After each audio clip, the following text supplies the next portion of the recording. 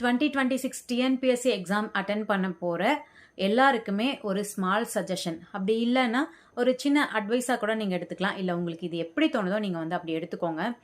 ரீசெண்டாக இப்போ நடைபெற்ற கடந்த ஆண்டு, அதாவது இப்போது அட்டன் பண்ண இந்த குரூப் 1, குரூப் 2, குரூப் 4 இந்த தேர்வுகளை வைத்து பார்த்தீங்கன்னா இனி வரப்போகிற எக்ஸாம் வந்து கண்டிப்பாக இப்படி தான் வரும், டஃப்பாக தான் வரும், இந்த ஃபீல்டே வேண்டாம் அப்படின்னு சொல்லி டிஎன்பிஎஸ்சியிலேருந்து வெளியே போனவங்க நிறைய பேர். பட் நிறைய பேர் பார்த்தீங்கன்னா நான் இதையும் கண்டினியூ பண்ணிவிட்டு வேறு ஏதாவது ஒர்க்குக்கு போயிட்டு படிக்கிறேன் அப்படின்னு பாதி பேர் வந்து படிக்கிறாங்க. பாதி பேர் பார்த்தீங்கன்னா எனக்கு இது வேண்டவே வேண்டாம் அப்படின்னு சொல்லிட்டு வேறு ஃபீல்டுக்கு போனவங்களும் இருக்காங்க. இல்லை நான் வந்து இனி வரப்போகிற தேர்வுகள் இப்படி தான் வரப்போகுது அப்படின்னு அதை மைண்ட் செட் பண்ணிவிட்டு அதற்கு தகுந்த மாதிரி ப்ரிப்பேர் பண்ணுறவங்களும் பாதி பேர் இருக்காங்க. சரியா, ஒர்க்கையும் பார்த்துக்கிட்டு இந்த மாதிரி ப்ரிப்பேர் பண்ணுறவங்களும் இருக்காங்க. ஸோ நீங்கள் எந்த கேட்டகரி அப்படின்றது மறக்காமல் கமெண்ட்ஸ் பண்ணுங்கள்.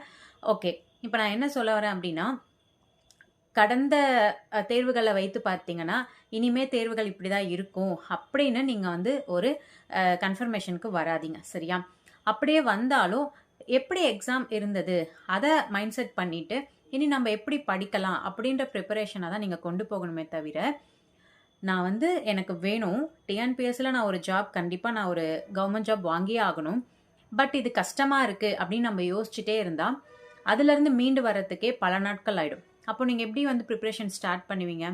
இந்த நவம்பர் டிசம்பர்லாம் போகட்டும், நான் ஜான்வரியிலேருந்து ஸ்டார்ட் பண்ணுறேன், இல்லை டிசம்பரில் வந்து ஆனுவல் பிளானர் வரும், அதுக்கப்புறம் நான் ஒரு ஸ்டடி பிளான் போட்டு ஃபாலோ பண்ணுறேன் அப்படின்னா கண்டிப்பாக வந்து இந்த 40 days வந்து டைம் வேஸ்ட்டு. ஸோ கிளியராக வந்து ஒரு முடிவு எடுங்க. எனக்கு டிஎன்பிஎஸ்சி தான் வேணும், எப்படி இருந்தாலும் சரி அதுக்கு தகுந்த மாதிரி நான் ப்ரிப்பேர் பண்ணி எக்ஸாம் வந்து கிளியர் பண்ணுறேன் அப்படின்னா நீங்கள் எப்படி ப்ரிப்பேர் பண்ணோம், லாஸ்ட்டு கொஷின் பேப்பர் எடுத்து அனலைசிஸ் பண்ணி அதற்கு தகுந்த மாதிரி உங்களோட ப்ரிப்பரேஷன் வந்து கொண்டு போங்க. இல்லை எனக்கு வேண்டவே வேண்டானா விட்டுட்டு அதுக்கு தகுந்த மாதிரி நீங்கள் வந்து உங்களோட ஜாபை வந்து டிசைட் பண்ணிக்கோங்க. இனி வரப்போகிற எக்ஸாம் டஃப்பாக இருந்தாலும் சரி ஈஸியாக இருந்தாலும் சரி நான் அட்டன் பண்ணுறேன் அப்படின்னு நினச்சிங்கன்னா கண்டிப்பாக இன்றைய நாள் இன்றைக்கே நீங்கள் வந்து டே 1லேருந்து ஃப்ரெஷ்ஷாக ஸ்டார்ட் பண்ணுங்கள். எப்படிலாம் நீங்கள் படிக்கணும் அப்படின்றத ஸ்டடி பிளான் போட்டு ப்ரிப்பேர் பண்ணுங்கள். நீங்கள் ஒரு ஃப்ரெஷராக இருக்கீங்க, இன்றைக்கு தான் நீங்கள் படிக்க ஸ்டார்ட் பண்ணுறீங்க அப்படின்னா இந்த 40 days, அதாவது நியூ இயர் வரைக்கும் இருக்கக்கூடிய இந்த 40 days-ஐ வந்து கரெக்டாக வந்து பயன்படுத்திக்கோங்க. இல்லை நீங்கள் ஆல்ரெடி ப்ரிப்பேர் பண்ணியிருக்கீங்கன்னா ஒரு 10 days-க்கு ஒரு சப்ஜெக்ட் அப்படியே ரிவிஷன் பண்ணிட்டே வாங்க. ஆனுவல் பிளானர் வந்ததுக்கப்புறம் இந்த 40 days-க்கு மட்டும் பிளான் போடுங்க. ஆனுவல் பிளானர் வந்ததுக்கப்புறம் ஒரு ஸ்டடி பிளான் போட்டு பக்காவாக ப்ரிப்பேர் பண்ணுங்கள். ஆஃப்டர் நோட்டிஃபிகேஷனுக்கு அப்புறம் 3rd ரிவிஷன் கொண்டு போனீங்க அப்படின்னா உங்களால் ஈஸியாக வந்து எக்ஸாம் கிளியர் பண்ண முடியும்.